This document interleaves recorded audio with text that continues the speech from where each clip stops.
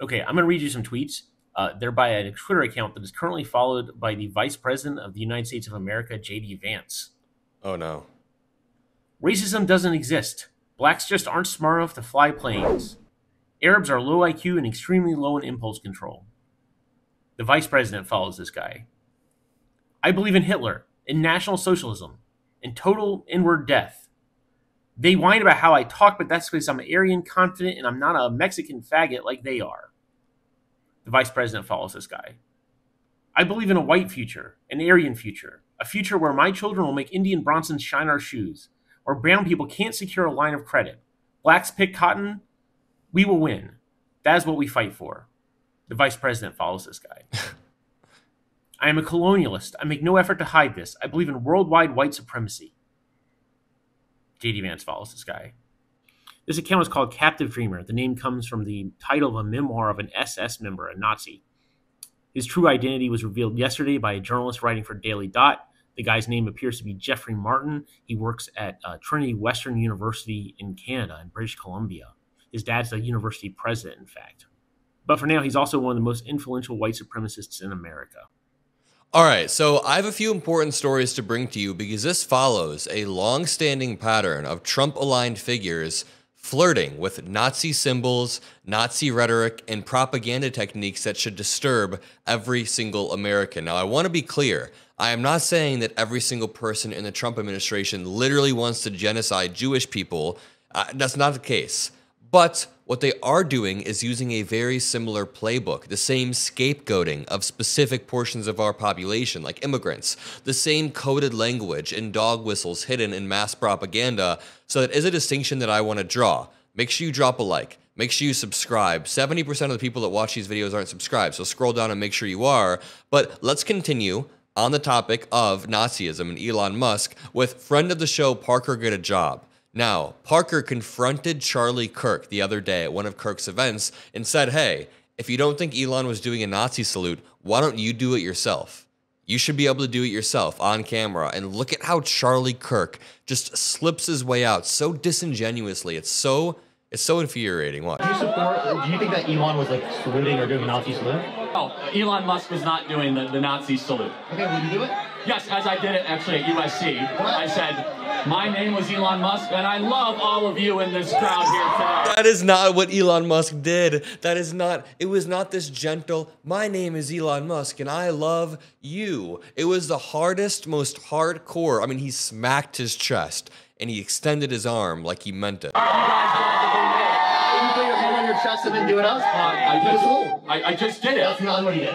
Okay, so let's do it again, Parker. Can you do it with me? Yeah. Let's do it. I think it's a Nazi salute. Well, mirror it with me. Hi, everybody. I'm so glad from the bottom of my heart you are here, and thank you all for being here today.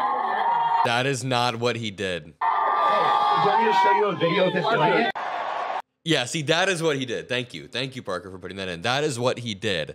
I mean, it just shows these people will flirt with it, but they won't actually own up to it. That is the main example I want to say, because Elon Musk, even JD Vance, the video that I played earlier, they will flirt with this symbolism or with this playbook without actually owning up to it. And that's the scarier part. When it's that hidden, you can't just repeatedly follow and like tweets from an account that calls for total Aryan victory or whatever that account called for. It was white future or whatever the hell. You can't do that and then play defense. But it does seem like Elon Musk, 2 months after Sig Heil, is starting to get a little bit of pushback within the Trump admin. Check out this clip from Brett Meiselas. A full-on cabinet revolt against Elon Musk. That's what we are hearing about in new reporting this morning from the New York Times. Trump's cabinet is incensed by Elon Musk's involvement in the government and the control he has taken over their agencies, and that anger has spilled out in a very messy, very loud, very tense cabinet meeting on. I mean, nothing disproves the idea that you're a Nazi, like doing a Sig Heil and then spending the next month and a half consolidating power within the executive branch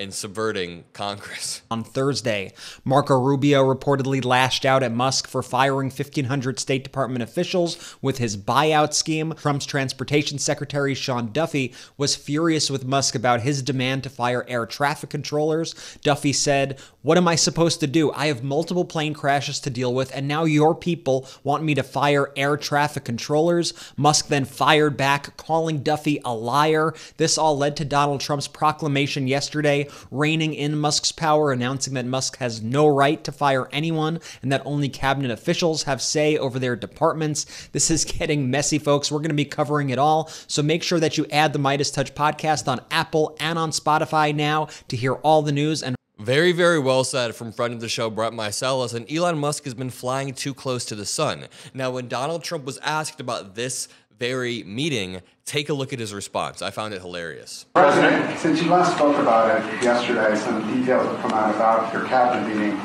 with Elon Musk and some clashes potentially between Secretary Rubio and Secretary No Duffy. clash. I was there. You're just a troublemaker. And you're not supposed to be asking that question because we're talking about the World Cup. But Elon gets along great with Marco. And You're not supposed to be asking that question. Donald Trump sounds like the Joker at this point. You're just a troublemaker. Don't be asking those questions. a troublemaker. And you're not supposed to be asking that question because we're talking about the World Cup. But Elon gets along great with Marco, and they're both doing a fantastic job. There is no clash. Deny, deny, deny. I'm not surprised. Mr. President, bottom line, Who are you with? NBC. No wonder. That's Mr. President, NBC. who has more authority, Elon Musk or your cabinet secretary? Any other questions? And then he says any other questions. He refuses to answer any more questions about this. So, all I know is that Elon Musk is overstepping and JD Vance is currently following accounts that do Nazi propaganda on Twitter. So let me just say, it's not that these people fully believe in the idea that we need to exterminate every single Jewish person. I don't think that that's what JD Vance believes, but it's that they're more than willing to use that same playbook, the playbook of scapegoating people and dismantling our institutions to gain power the same way that fascist leaders of the past did. Fascist leaders of the past oftentimes scapegoated very vulnerable communities to consolidate power. And now Trump and his allies do that with immigrants. They do that with LGBTQ Americans, saying that all of your problems come from trans drag shows, whatever the hell. They also alienate or push back against journalists.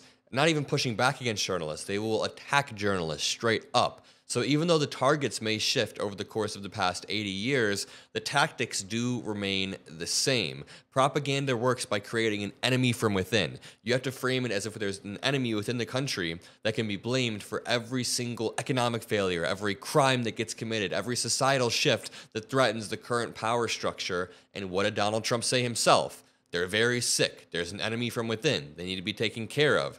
So that's exactly what Trump has done to consolidate power. It's mainly been immigrants, I'd like to say, over the past year. Yes, of course, LGBTQ people, women have gotten it bad too, but I'd say, and Haitian immigrants as well, but I'd say mainly immigrants, whether they're from Haiti or anywhere else, have gotten it the worst because that was Trump's entire campaign promise. And then he paints the media as the enemy of the people, the same tactics. And then JD Vance follows these far-right Nazi accounts, but then he has enough plausible deniability to say, hey, I don't actually fully believe in the ideology, so when we call them out, they say that we're just freaking out too much. But we need to keep our foot on their neck, metaphorically, because when they continue to escalate the rhetoric with no pushback, when they have a monopoly on this rhetoric and there's a vacuum that they just fill and fill and fill, we've seen how quickly groups of people can get dehumanized and hurt en masse. So it's not just a warning from history, it's happening right now, and we're the resistance. It sounds dramatic, but we are the resistance. So make sure you subscribe, drop a like, have a great rest of your day, and I'll see you in the next video. Peace out. Love you.